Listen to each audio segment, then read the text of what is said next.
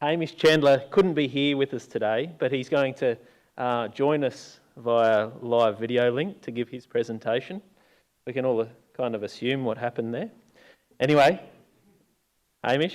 So Hamish is the program manager of genetics research, development and adoption. He's got his fancy PJs on. He's ready to give us an enthralling presentation. So go for it, Hamish. Thank you very much for the introduction, Sam. Sam did send me a text message last night reminding me, saying I was going to be speaking over Zoom and there was going to be a video involved. I should remember to put the fancy PJs on. I didn't take his advice. Anyhow, look, thank you very much, everyone, for going to the effort of coming along to a face-to-face forum. We've been working towards this forum for the last 2 years. As you've already heard, this was the first event that MLA had to cancel in early 2020 because of COVID. And we thought we were all on track to get this one delivered to you without any hitches. And I managed to get halfway there before I got turned around saying that I was a close contact and needed to go back into isolation once again. So my apologies for not being there. I did really want to get down there and see everyone face to face, but not to be this time. So I guess when I was planning this, I thought, I know what I'll do. I will start out with the normal slide that I do about what drives the rate of genetic progress, what gives us the response that we're looking for, selection intensity, in other words, picking only the best ones to breed from, selection accuracy, so how often are we actually making the right choice about which ones to breed from, generation intervals, how quickly can we get new genes into our businesses and flowing through to drive change, and the amount of variation that's out there in the population. Then I thought about that and I went, well, we need to know where we're heading first before we worry about making too much genetic progress. So I stopped and thought, well, how's about we start out by looking at where do we think the industry is going to be in the next 20 years? What are consumers going to be demanding of us? And why 20 years? Like 20 years sounds like it's a long time. But breeding livestock, we all know, is at least a medium, if not a long-term proposition. If we think about this in terms of the number of generations we can get through in that timeline, if the average generation interval for beef is 5 years and sheep is somewhere around 3.5 years, we've only got 4 generations of cattle breeding or 5 and a bit generations for sheep to be able to deliver on what our consumers expect of us in another 20 years' time. So obviously, I don't have a crystal ball. I can't predict exactly what the market's going to be looking for in that time frame, but there's some trends that have already been emerging that we can learn from. Obviously, the first one is the growth in the global population. The UN tells us that the world population is growing by about 1 billion people every 15 years. So by my maths, in 20 years' time, that's another 1.3 something billion people that we need to feed. That's going to put obvious demands on our supply chains that we need to be able to keep up with. There is good news out there. Over the last 20 years, we've continued to see a growing price gap between red meat markets relative to chicken and pork, for example. So over that timeline, beef has gone up 128%, lamb 177%. So there's some really good news on that front because we don't expect to see that trend line change anytime soon. But that comes as a little bit of a double-edged sword. We need to make sure that our consumers see improving value perceptions, I guess, to justify the premiums that they're having to pay for red meat. So we really do need to make sure that we are meeting our customers' expectations every time they have a red meat meal. We know that over the last 20 years, consumers' willingness to pay more for beef and lamb has remained fairly stable despite those increases, but there's definitely room for improvement. Again, on the positive side of things, the perception of farmers contributing to society is really quite positive. 2 out of 3 Australians think that farmers contribute positively to society. Very few people disagree with that, and that sentiment has been improving over recent years. But when it comes to purchasing decisions, when our consumers are in the supermarket deciding what products to take home, what are the things that they're really thinking about? What's driving their choices? So the majority of those decisions are really being based on things like, does this appear to be fresh? What's the value per kilogram? How easy it is to prepare and cook, all that sort of thing. Whereas some of the things that we know we want to be focusing on, sustainability, grass-fed versus grain-fed, organic, those sort of things are actually fairly well down the list of things that decision-making hierarchy that people are looking at this point in time. But we need to link those things to a benefit for the consumer for them to be taking them seriously at this point in time. I guess if we come to what's the category that we've been the most concerned about, the ones that we hear the most about are the reducers, or the people who are saying they are eating less red meat. That category has stayed fairly stable over the last decade. So that it suggests that problem isn't as big as the noise suggests. But 1 in 3 consumers are reducing or saying they're reducing their red meat consumption. So this is the bit that really interests me in terms of what trends are emerging that we need to keep an eye on over the next 20 odd years. But those things that they are making decisions based on is price, health perceptions for their own health, environmental concerns, and animal welfare concerns. But they're the things that are behind what's driving some people to say they're reducing their red meat intake. So, obviously on the price front, we need to be able to demonstrate value to those people and make sure we're hitting their expectations. And we need to be able to address the other concerns to make sure that we can help people feel good about eating red meat. One stat that I think is actually really quite interesting and ties into the whole CN30 debate and so on. When you survey shoppers in the supermarket, around half of them are saying that they'd feel more positive about eating red meat if the red meat industry's emissions were reduced to 0 by 2030. So consumers are talking about that. It is on their minds. Which ties back in, as I said, to the carbon neutral by 2030 that Mick has already been discussing.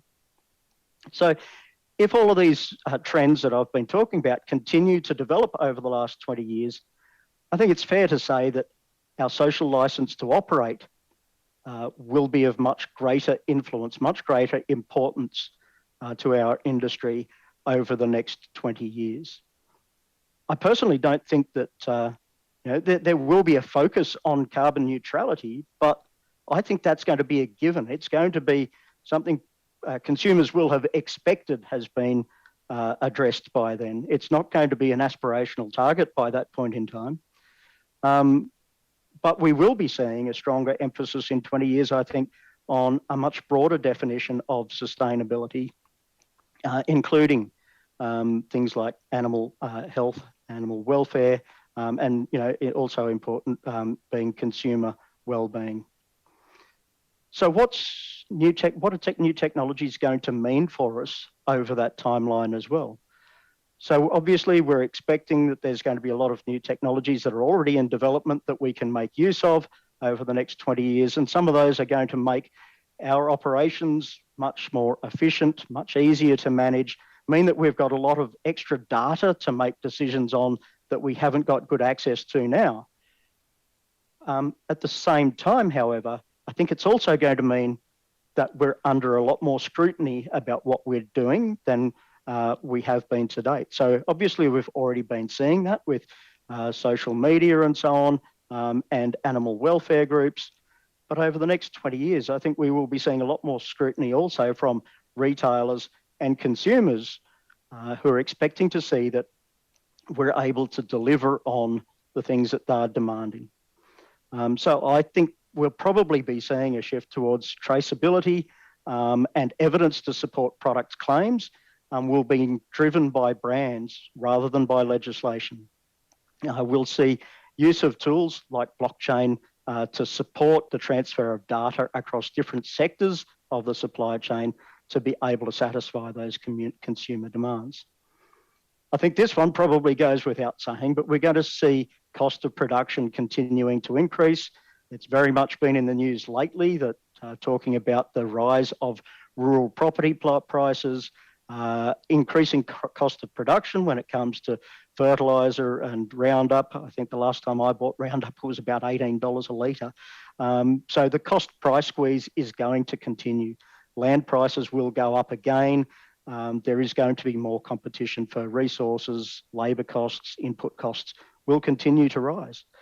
Producers, therefore, will be pushed to keep producing more from less. And the focus, I think, therefore, will have to be on producing higher value products to compensate for that. But I think the businesses that can adapt to that are going to prosper. Their businesses will be rewarded and they will continue to grow.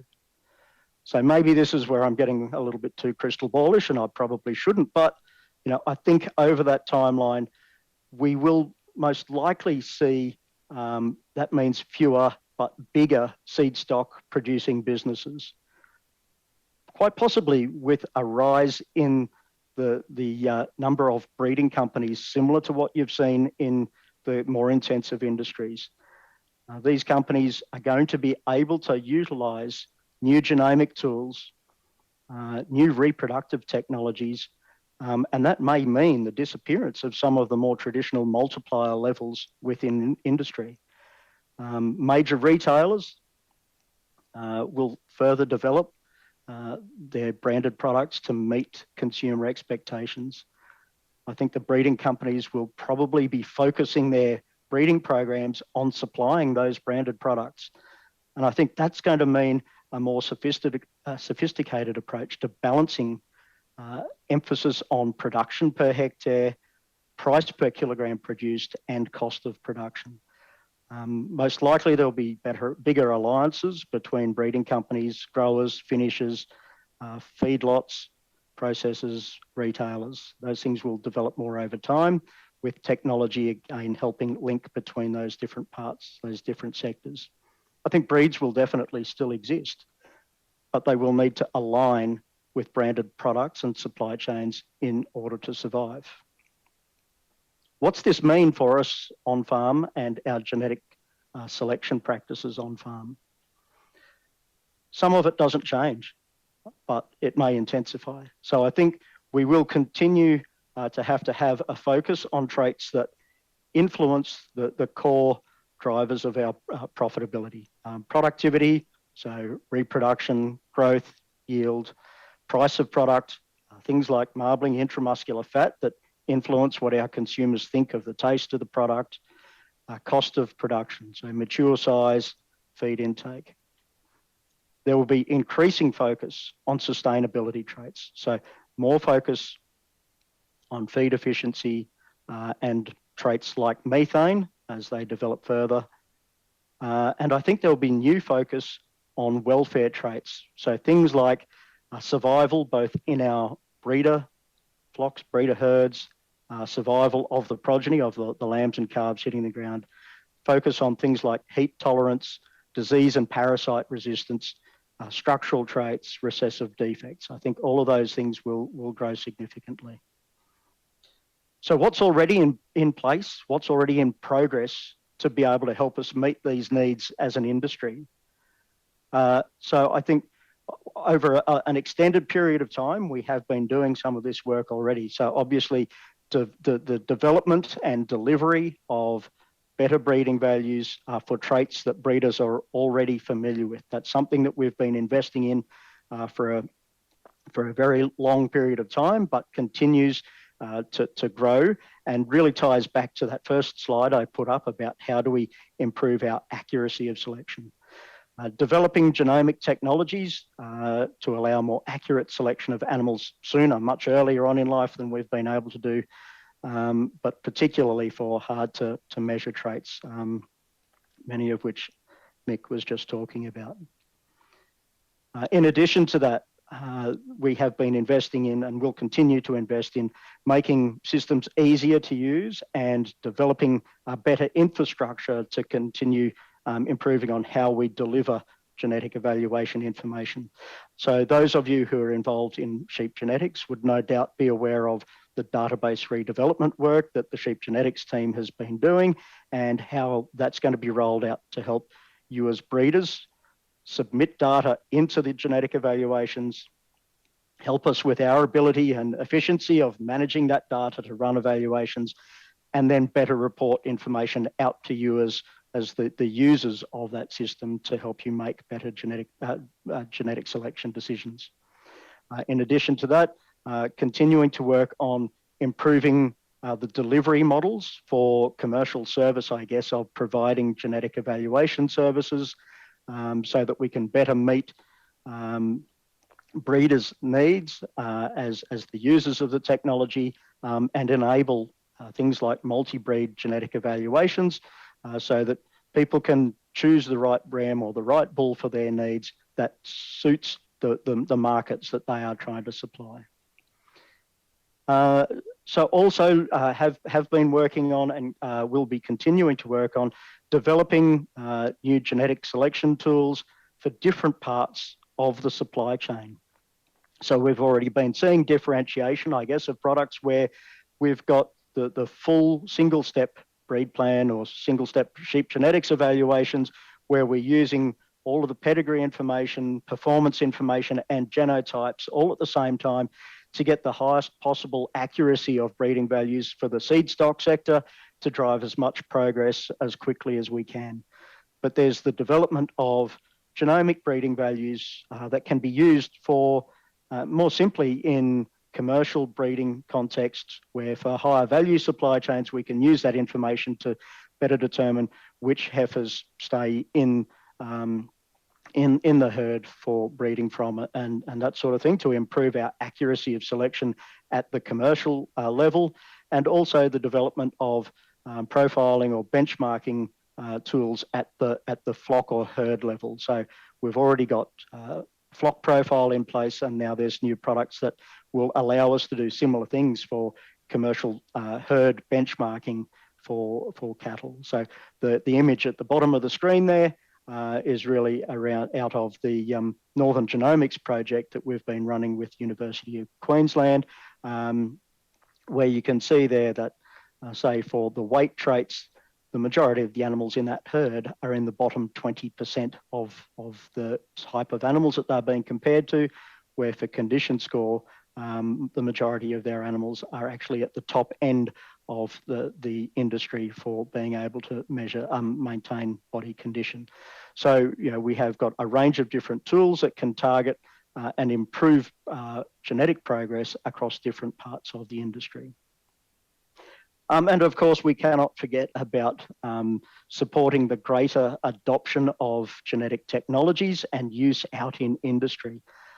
So when we started on the NLGC journey and you know, ramping up our investment into genetic technologies, a survey that we'd done at the start, 2015, 2016, identified that about 18% of beef producers nationally and between 14 and 16% of sheep producers were using breeding values to some degree to help with their bull and ram selection practices. In 2020, after the genetics adoption campaign, a smaller scale survey found that had risen to about 48% of beef producers and 44% of sheep producers. So we've seen a much greater uptake and use of the technologies by producers in industry, which is great. And we will be going back over the next few months to do a broader scale survey to validate that work.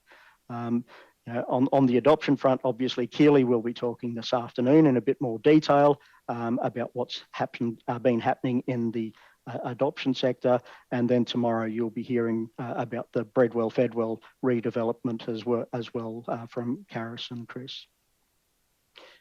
So what comes next? What are the other things that we will be needing to look at developing capability for over coming years to really target what is it that our consumers expect the industry to be able to deliver on over coming years?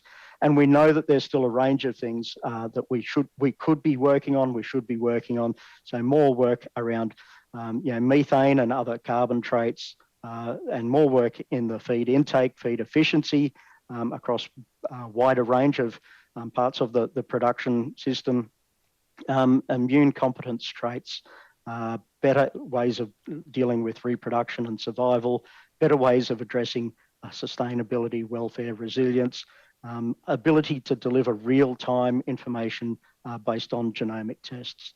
So the National Livestock Genetics Consortium, the most recent call that has gone out has really been focusing on three major priorities: carbon neutrality through all aspects of genetics, sustainability, so structural, welfare, resilience traits, and cost and speed of genotyping.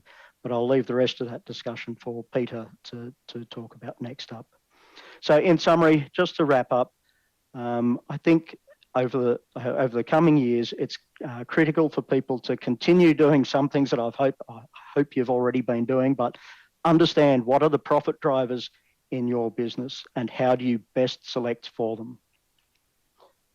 But what are your profit drivers likely to be in another 20 years' time? Will you still have a social license to operate? How do we start selecting for some of those things now so that we're actually in a position to be able to service our customers properly in that time frame? Our focus to date has really been on improving the accuracy of selection for traits right from conception through to consumption, and tools that allow us to do this much more effectively and faster. From now on, we'll be seeing additional focus on additional traits like sustainability, welfare, and resilience that allow us to meet the demands of consumers over coming years. So I'll leave it there and I'll hand back over to you. Thank you, Sam. Thanks, Hamish.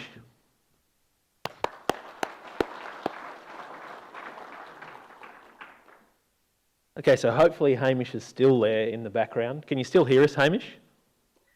Definitely. I think. Awesome. Yep. So we do have a question here. So how do you see people underpinning their business with better genetics for CN30 traits when they become available? So I guess that's still going to be an area for development, how that fits into some of the programs and schemes for addressing carbon neutrality. So there will definitely still need to be some development work on that front to say how does breeding animals fit into some of those ways of recognising. But keeping in mind also, I think that methane is essentially a waste of energy in ruminant production systems. So more energy being diverted away from methane and back into other things means hopefully greater productivity at that same point in time. So yeah, I think there is still some development that needs to be done so that we can get rewarded for that or recognised for that contribution to reducing carbon emissions. But there should also be a positive benefit in terms of productivity at the same time. Okay, thank you very much. So just given time constraints, we'll just leave it with the one question. So if we can thank Hamish very much, that'd be good.